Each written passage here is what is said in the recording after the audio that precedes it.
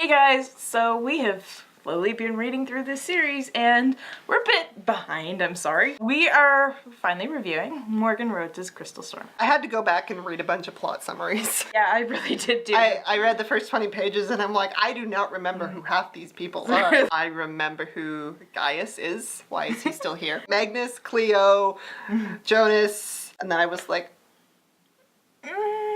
and so, yeah, I read some character summaries, I read some plot summaries, I read a lot of spoilers, and went back and I'm like, I am so ready for this. As usual, lots happens in this book, and the characters seem to go from one place to another in half an instant. And it's very soap opera-y. But it's also a shit ton of fun. Yes, it's very addictive. Did I get what I wanted?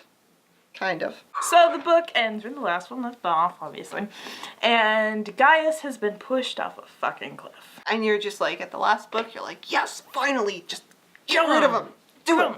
There is a prologue, and in the prologue we see Gaius when Magnus was little, and we find out that the King of Blood once had feelings. Oh god. Good feelings. He was a decent human being, and then the woman who he loved, Cleo's mother, dies. And he's just like, no. I have too many feelings. I have too many feelings. They're tearing me apart. I can't be a good ruler.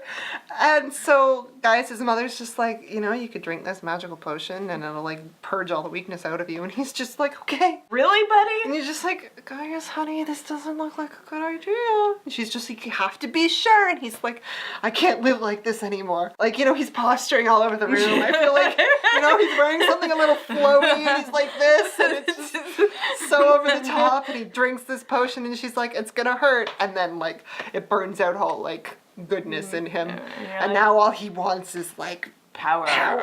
And that's when I was like, oh no, are you gonna try to make me feel sorry for him? Because like I'm you done. have spent 5 books making me hate him. And so Gaius is near death's door and he's just like, okay, well, you know, if you need me, you need me. So we're gonna go find my mother, who was the magical, powerful witch, and she will heal me. And oh, by the way, did you know Cleo's mother had a curse put on her and she was supposed to die in childbirth of her first child, but she was strong enough to survive through that. But then she died with their second child, which is Cleo. And you know, curses like this, they tend to like follow the family line. So,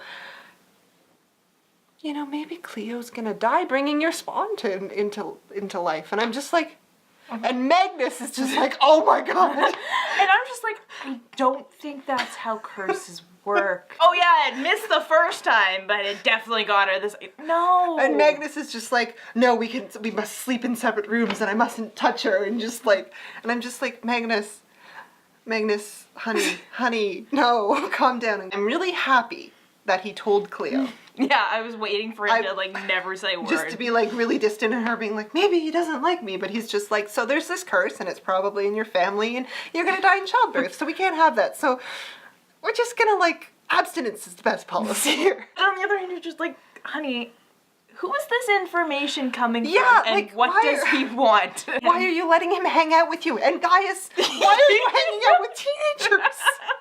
Like, am I not the only one who's really uncomfortable that you have the gaggle of main characters who are like anywhere between like 17 and 19 and then just like a 40-year-old man? One of the other things about this book is everyone is attractive. Even Gaius. Even Gaius is described as being attractive, but not right now. Right now he looks like a moving corpse, but he was hot, so I guess he manages to fit in with the clique.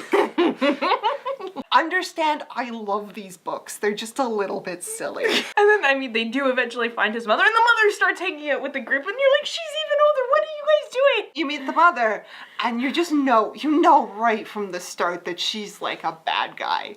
You just know. But everybody else is too busy, like, dealing with their shit to realize what's happening right in front of them. She's like, what are those characters where she's like, yes, you will fall into my evil plot. And the character's like, what? And she's like, I was wondering if you could clean this pot. Like, that's who she is. So, I mean, Jonas is there. You have an unsteady alliance between everyone, and it's like, okay, the Kindred are a problem. We have to find Lucia because she's a problem. And I mean, Amara, this new empress who's totally evil, guys, she's a problem. So we gotta all have this, like, alliance where we all don't trust each other, but it's the only way that we're gonna save our world. And everybody's coming back from the dead. Everyone. Amara's brother comes back from the dead. He did, I think, at the end of the last book.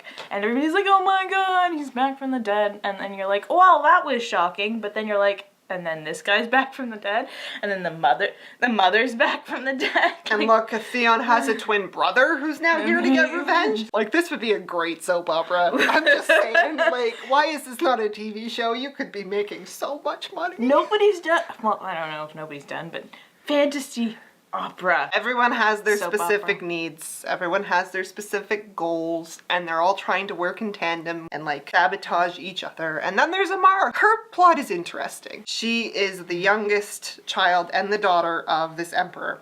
And so she killed her entire family so she could have power. And she's never gonna, answer to a man ever again. And then she marries Gaius to get the throne. And so now she's gone to the Plains country where they grow all the wine. And this is the country that's kind of been like stomped on by our two main places. And so she's like, these people, they need my help and I can help them and they'll be loyal to me and then blah blah blah blah. And so she gives all these impassioned speeches and everyone's just like, yeah, this empress is great. She's gonna actually save us.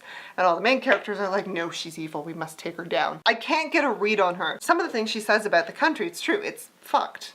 Yeah. Like, they're fucked, but... Yeah, I mean, she probably would do some good things for them. Like, I don't think she has evil intentions, she just does evil deeds. She even says that, she's the hero of her own narrative and others might see her as a villain. And so you're like, yeah, I could kind of root for you and you'll probably join the group eventually, but for now you're the villain.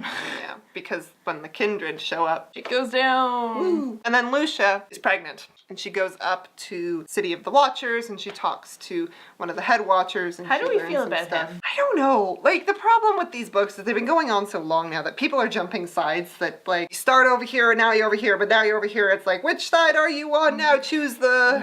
Yeah, they spin the wheel. This Watcher guy, he's been kicking around for a while in the background. I can't really remember other things he's done. I don't know if he's good or bad. He just wants to save his own people, too. And so he's kind of been antagonistic with Lucia just because... She kind of fucked with shit there. Yeah. And he may turn out to be bad. I think he probably will.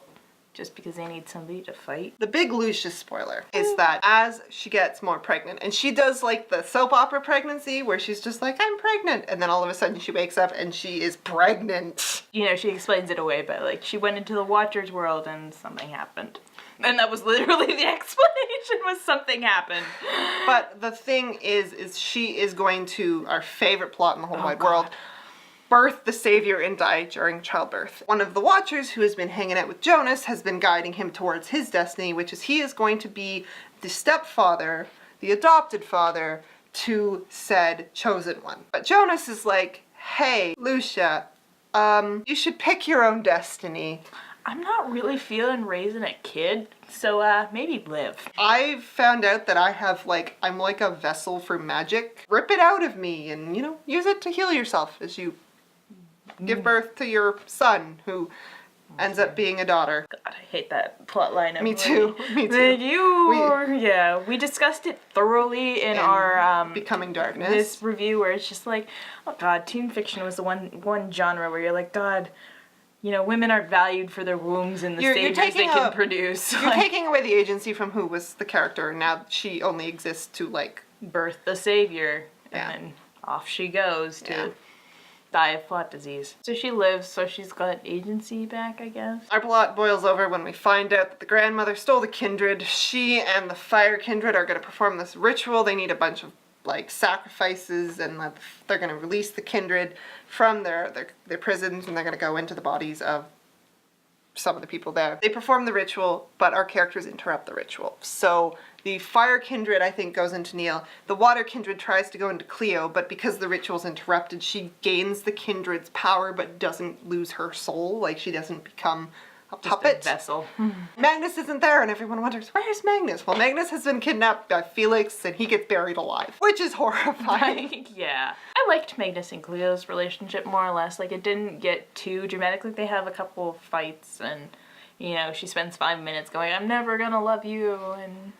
I like it, too, because they've been antagonists for so long that their relationship is only kind of formed in the last book, and so now we're seeing the fallout of that, and it's not going to all be sunshine and rainbows because you can't just throw all that history away. It's still there. You think that they're gonna break up in the middle to end, and then she comes back and she definitely saves him So you're like, yeah, okay, they're still probably gonna work it out. So like they're fun books. You read them really quickly. They satisfy an itch. It's like popcorn. It's fun. You're happy. It's good. I enjoyed it. I'm going to keep reading the series. Magnus and Cleo forever. What are you thinking, Gaius? Like, stop hanging out with the goddamn stop hanging out with the teenagers. You're creepy. You're so creepy. You married a teenager. You're creepy, Gaius. And he totally walks out of this because he manages to like heal himself from that like near-death experience, and he walks out of it just like, I'm going to protect Magnus no matter what. And you're like, yeah, and we still don't forgive you. Can you please? And like it's kind of implied that maybe because of the death that he almost had, the potion. The potion is no longer in effect, and maybe he has feelings. It was kind of a little bit unclear. I don't care. I still don't like you. It's been too long. We have too much history. I'm sorry. It's not gonna happen at all. That was our review of Crystal Storm, and we'll probably be back in like another year. Let's be real. I don't know. The next one's the last one. Is it really? Yeah, it's the last one. That's exciting and sad. So maybe we'll be on time for once. Maybe. So tell us what you thought, guys, and we'll see you next time. Bye.